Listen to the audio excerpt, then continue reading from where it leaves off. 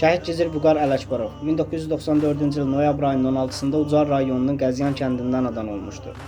Vüqar Ələkbarov 2014-cü ilin iyul ayında həqiqi hərbi xidmətə yollanıb, hərbi xidməti başa çatdıqdan sonra isə daxili qoşunların xüsusi təyinatlı qüvvələrində hərbi xidmətinə müddətdən artıq hərbi qulluqçu kimi davam etmişdir. Daxili qoşunların giziri olan Vüqar Ələkbarov 2020-ci il sentyabr ayının 27-sində Azərbaycan Silahlı Qüvvələri tərəfindən başlanan 2-ci Qarabağ müharibəsi zamanı Murovdağ, Füzuli, Hadrut və Cəbrayılın azad olunması üçün gedən döyüşlərdə Yaşmanın 2-ci əməliyyat taborunun 4-cü qrupunda döyüşübdür. Oktyabr ayının 12-sində Füzuli istiqamətində gedən şiddətli döyüşlər zamanı şəhid olmuşdur. Ucar rayonunun Qəzyan kəndində dəfn edilmişdir. Ali Baş Komandanımızın 15-12-ci ay 2020-ci il tarixli sərəncamına əsasən Vüqar Ələkbarov şəhid olduqdan sonra vətən uğrunda Kəlbəcərin azad olunmasına görə və Cəbrayılın azad olunmasına görə medalları ilə təltif edilibdir. Allah bütün şəhidlərimizə rəhmət eləsin.